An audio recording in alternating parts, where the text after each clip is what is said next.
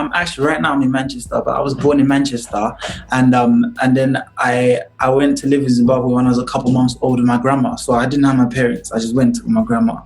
And growing up in Zimbabwe, it's like it's cool, bro. Like I can't explain it. It's not like in the Western world. There's a lot of like rules, regulations, this, that, and the other, and like what they call abuse here was discipline in Zimbabwe. You know what I mean?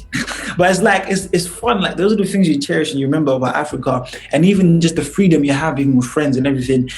But for me, like I appreciate the fact that I was able to learn the culture and the language because those are my people. And I've got my little brother now, he's 8, and he's been to Zimbabwe, but he doesn't have that understanding as much as I do. And I feel like that's a privilege for me because that gives me something to be able to go by. Like, for example, I can put my language into my music. I can put my language when I'm talking to people. I can talk about where I'm from and know what I'm talking about. And yeah, I lived there and I came back when I was 6, came to the UK and lived with my parents. But I feel like growing up, it was very weird because obviously I didn't live with my parents. I lived with my grandma because that's what the culture was like. You just go and live with your grandma. Like me and my cousins were living with my grandma. So you get me? And so when I came to UK, I didn't even know what my parents like. I didn't know what they look like. So I was like, cool. Like I'm living with these people now, introduced to so many things.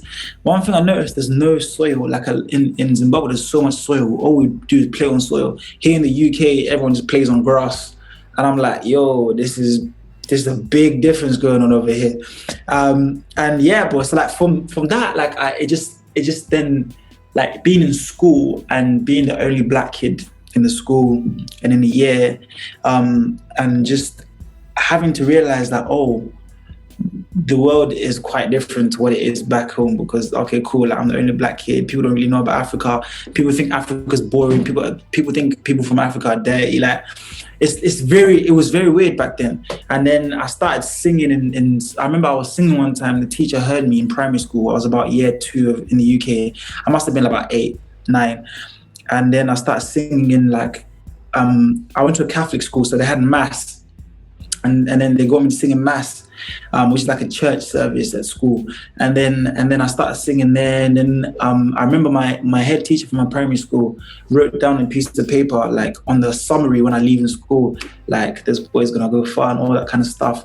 And I went back to our school and I got the note and the piece of paper, and it said exactly what we thought it was gonna say because I could remember it. And I was like, rah, like she actually said that. She passed away sadly, but it's like the fact she wrote it down. And I was like, rah.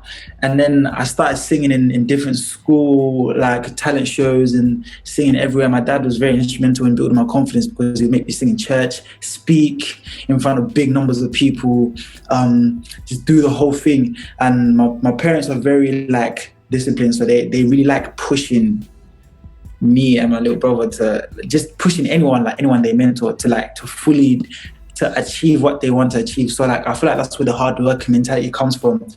Because now all I do is just work. I can't stop. On my release day, I was in the studio. Like I was just work. The thing is, like I don't do it to tire myself out. I do it because I enjoy it. So greatness comes out of that. And yeah, so I've just been working. I did The Voice UK in 2018, and then Prince Harry was watching that, and then he asked me to perform for the Queen's birthday, and then I did that. And when I went on stage, he was like a star to feature Donel Mangena. So I took them words, bro, and I'm running with them. But the one thing I found was, after that, I thought my career was just gonna go whew. But actually, it kind of like, it humbled me because I went from there to performing to crowds of like 40 people, and then it was almost like a restart because in the UK no one really takes talent competitions seriously, bro. So it's like it was very hard for me to understand as a 16-year-old, like the TV industry is very different to the music industry. So you have to be respected in the music industry. So that means you have to be respected by the best writers, the best producers, the best artists have to rate you, and everyone has to rate your thing. So when I signed my deal, I was signed to Polydor, and then I got dropped. And I was 17, and I was like, yo, like, this is tough. Like, my mom wanted me to go back to school. I was like, hey man, I ain't going back to school, bro. You raised a hardworking kid. I'm gonna show you.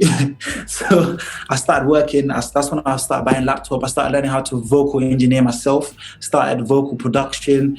I started learning different things on how to elevate. I started writing songs, send them off to like my manager.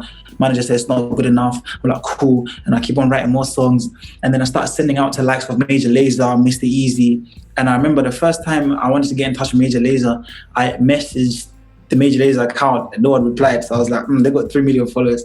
Let me message them separately. Let me find out who they are and if they've got Instagram. And I just kept on using Instagram. Then I started posting on social media my own covers, freestyles. And then I started messaging the likes of Woshi Fire, Ape Drums, Mr. Easy. They all started getting in touch with me. I started sending them top lines. They were like, wow, you're sick. And then that gave me a bit more confidence. And then like having the people I've looked up to and I've listened to their music saying that I'm good, it gave me that boost in like even in adrenaline to be like, okay, I'm gonna write another hit. I'm gonna write more stuff. I'm gonna try and get a number one. I'm gonna try and do this, because all I wanted to do was prove myself. And then that's big. Now and only now is it beginning to like to show, because obviously like I did, Mr. Easy ended up funding my single last year before I signed to Warner. It was a single called Wish You Well, as part of an incubator program called Under Empower. And then after that, like Mr. Easy was like, I remember he called me, he was like, yo bro, I just watched this video, man.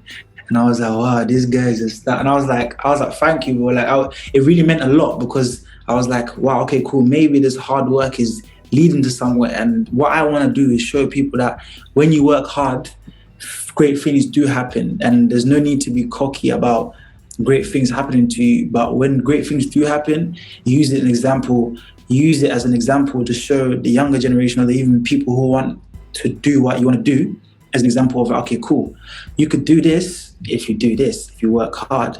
And then I remember one day I was just chilling and then I had this guy who manages producers I was working with text me, he's like, this guy wants to meet you.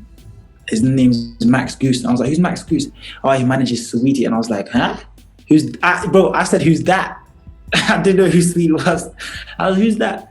And I searched up on Instagram. Back then, she had like 3 million followers as well. And I was like, I say no more. I'm gonna come say, oh God, what's up?